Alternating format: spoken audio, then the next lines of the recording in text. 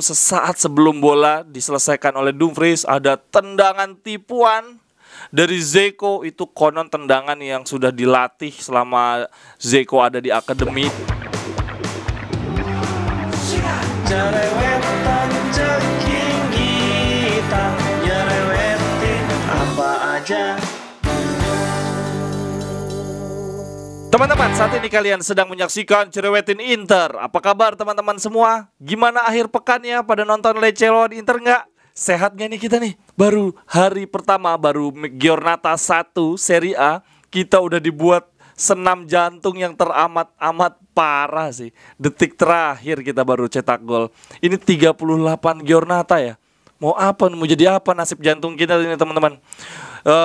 Lagi-lagi prediksi gua seperti yang sudah selalu salah. 98% prediksi gue salah. Kemarin gue bilang bahwa kita akan menang telak 4-0 bahkan, dan ternyata malah gini hasilnya. Di awal-awal sih gue pikir, wah ini prediksi gue bener nih. Baru berapa menit main Lukaku cetak gol, tapi kok mulai mencurigakan. Nguasain pertandingan doang, tapi gak bisa menusuk ke kotak penalti, gak bisa shot on goal. Terlebih di babak kedua, lagi-lagi kebobolan seperti di pramusim, transisi dari menyerang dan bertahan yang sangat jelek, kita kebobolan. Padahal menurut gua kemarin Skriniar, De Vrij, khususnya De Vrij tampil cukup tenang, sangat bagus. Ball progressionnya juga sangat bagus, tapi kenapa ya? Serangan balik kita tetap nggak bisa untuk menahan ini. Oleh karenanya punya back yang cepat, cekatan, lincah, mutlak sih memang kita. Brozovic kemarin sampai pontang-panting kan yang di kebobolan itu, dan tetap nggak bisa menghalau tendangan dari penyerangnya Lecce. Kemudian apalagi ya catatan gua, di babak kedua ada satu tendangan bebas dari pemain Lecce di depan kotak penalti. Untungnya Handanovic bagus bisa nepis. Terus Handa ada satu momen gue lihat long ball pakai kaki kanan bisa, pakai kaki kiri bisa. Luar biasa banget sih Handa. Hakan dan Brozo tadi malam menurut gua tampil di bawah performa terbaiknya, underperform. Entah masalah kondisi fisik atau gaya permainan yang berubah. Yang jelas ini bukan Inzaghi ball yang seperti musim lalu. Hakan khususnya, dia andalan kita di musim lalu untuk kreativitas, untuk bola-bola mati. Bahkan Hakan kelebihannya di musim lalu adalah bisa jadi perebut bola gitu ya di lini tengah. Kemarin nggak kelihatan apa-apa. Kemudian yang menarik dari sisi line up, seperti biasa Inzaghi selalu mengecoh media. Kita nggak duga yang jadi starting line up justru Di Marco di left center back. Kemudian yang gue lihat seluruh pemain sisi kiri kita dipakai sejak menit awal. Center back kiri pakai Di Marco, wing back kiri pakai Gosens, kemudian Darmian juga dipakai di sisi kanan.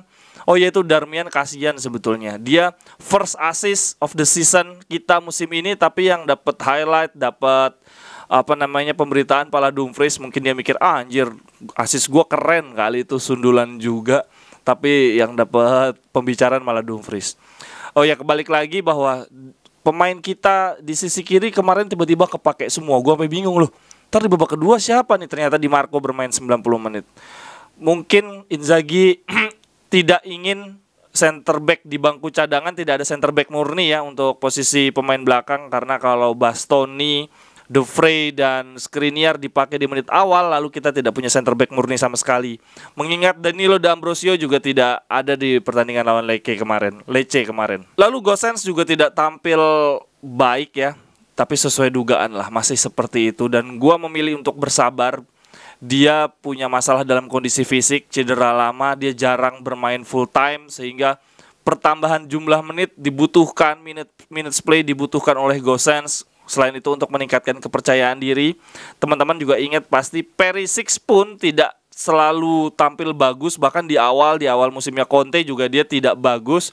Jadi kita harus menaruh kepercayaan lebih sih untuk Gosens. Dia sangat membutuhkan tipikal pertandingan kayak Lecce kemarin untuk meningkatkan kondisi tubuh dan kepercayaan diri. Lalu di depan Lautaro Martinez juga tidak begitu bagus. Dia tertutup oleh bayang-bayang Lukaku menurut gue. Tetapi ketika kita memasukkan Zeko jadi bermain dengan 3 penyerang, Lautaro agak mundur jadi trequartista gue ngelihatnya, dan dia justru tampil lebih bagus. Kemudian tiba-tiba masuk 4 penyerang. Waduh, luar biasa banget. Gua sampai ini main pakai formasi apa sih itu, 2-3-4 apa itu kalau pakai 4 penyerang kayak gitu. Tapi ya lagi-lagi kita tetap kesulitan menembus pertahanan Lecce. Catatan lainnya adalah selama pramusim kita muji Aslani. Bahkan kemarin ketika sebelum pertandingan lawan Lecce kita merasa Brozovic tidak bisa tampil sehingga Aslani akan dapat kesempatan. Ternyata begitu liga resmi dimulai, yang menggantikan Brozovic lagi-lagi adalah Hakan Çalhanoğlu. Dan posisi Haklan diisi oleh Mkhitaryan. Gua sih melihatnya mungkin karena kita sedang butuh gol sehingga Aslani tidak dimainkan. Aslani lebih ke posisi mengamankan kedudukan mungkin ya. Dan Mkhitaryan memberikan suntikan tenaga dan kreativitas, hal yang tidak kita miliki di musim lalu. Ketika pemain cadangan hadir, yang datang adalah Vidal, Gagliardini yang tidak punya kreativitas baik, terlebih Gagliardini. Sehingga ketika di babak kedua kita punya Mkhitaryan, kreativitas itu masih tetap ada dan bagus banget.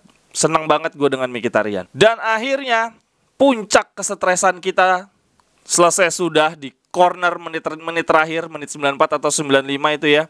Barella tiba-tiba mengambil mengambil bola mati, mengambil corner, disundul oleh Lautaro. Dan sesaat sebelum bola diselesaikan oleh Dumfries, ada tendangan tipuan dari Dzeko. Itu konon tendangan yang sudah dilatih selama Dzeko ada di akademi, dan begitu juga ketika dia main sebagai profesional. Konon dia melatih itu selama 10 tahun. Dan luar biasa banget, pemain Lecce semua tertipu. Akhirnya Dumfries bisa menyeploskan bola ke gawang lawan tanpa penjagaan sedikit pun. Jadi terima kasih banyak untuk Dzeko atas asis tendangan tipuannya. Kalau lihat dari situs SofaScore, statistik pertandingan kemarin lawan Lecce, kita unggul ball position 70%, 70 banding 30. Inter seperti Inter musim lalu menciptakan banyak peluang. Total shotnya 19, shot on targetnya 9, off targetnya 5, di bloknya 5 kali. Kemudian kita membuat peluang besar, big chance, sebanyak 3 kali. Ada kena tiang nih 1 kali disebutnya. Terus apalagi nih yang paling menarik dari catatan catatan statistik? Jumlah umpan yang kita layangkan 600 kali, sementara Lecce cuma 254. Long ballnya kita ada 52%, berhasil 24 kali dari 46 percobaan. Akurasi umpannya kita 523 kali, sementara Lecce 184 kali. Yaitu dia pertandingan yang kita kuasai.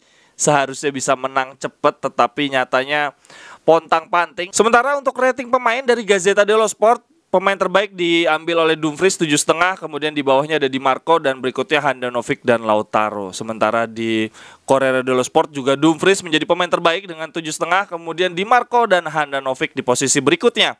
Apakah teman-teman setuju 3 pemain terbaik di pertandingan Lecce kemarin adalah Dumfries, Di Marco, dan Handanovic? Terakhir gue mau bacain sesi interview setelah pertandingan. Dumfries mengatakan bahwa itu adalah gol yang sangat amat penting. We deserve this win. Kita sangat layak untuk memenangkan pertandingan ini. Musim lalu kita membuang banyak poin melawan tim yang ada di bawah kita. Tim-tim yang selalu membuat pertandingan menjadi amat sulit. Complicated matches katanya. Saya sangat amat senang kita melakukan yang terbaik malam ini, tetapi yang paling penting adalah kemenangan, bukan gol saya. Secara fisik saya baik dan akan menjadi lebih baik lagi. Saya tidak dapat mengatakan berapa banyak gol yang akan saya cetak di musim ini, tapi saya bisa pastikan bahwa saya akan mencetak gol. Saya ingin mencetak lebih banyak gol lagi dibandingkan musim lalu, karena saya sudah mulai memahami klub ini dan liga ini. Saya ingin musim yang luar biasa. Sementara Inzaghi mengatakan bahwa kita memenangkan pertandingan ini with a lot of heart gitu ya, dengan hati. Tetapi kita harus menganalisis kenapa baru bisa memenangkan pertandingan di menit 95, kata Inzaghi.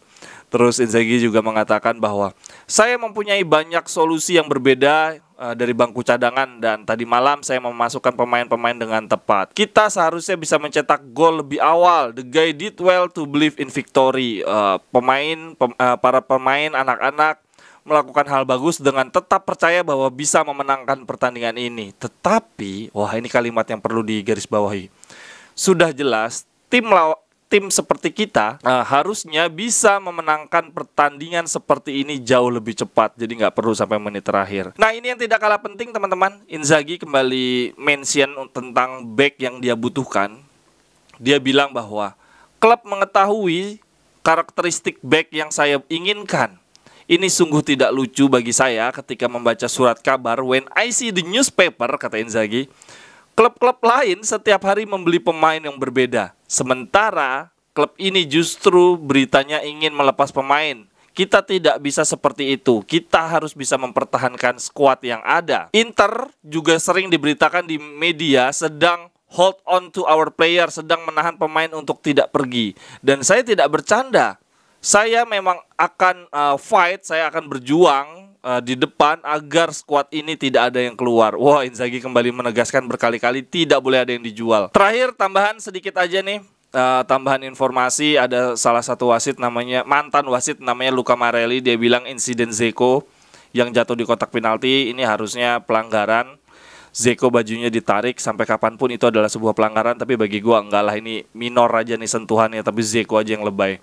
Terus yang lucunya kemarin setelah gol, Barella dipeluk sama Inzaghi terus ditiban-tibanin, kasihan banget itu untuk nggak cedera. Lukaku tuh harusnya nggak boleh tuh badan segede gitu loncat di atasnya teman-teman. Silakan teman-teman komentarnya. Ada yang di sini masih stres sampai malam sampai sore gara-gara ngelihat pertandingan Lecce lawan Inter. Waduh, senang banget.